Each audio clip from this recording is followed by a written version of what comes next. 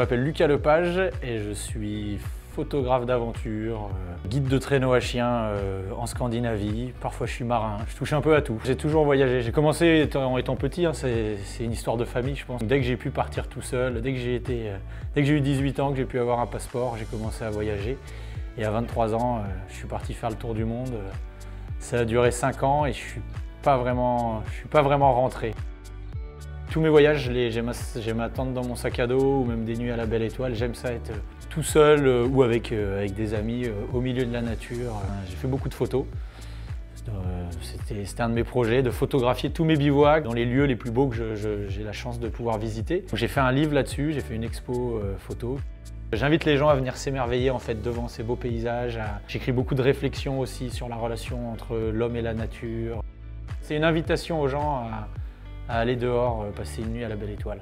J'ai eu la chance de voir un paquet de beaux paysages. J'ai vu ces paysages changer aussi, parce que ça fait 9 ans maintenant que je vis de manière saisonnière dans le Grand Nord. Et donc justement, je sais l'impact de l'homme, je sais que ce soit le réchauffement climatique, ou moi c'est plus les déchets qui me dérangent. Et donc moi je me suis reconnecté à la nature, les animaux c'est très important pour moi. La relation qu'on peut avoir avec eux, donc je fais beaucoup de sensibilisation là-dessus quand je donne des conférences ou quand je vais dans des écoles.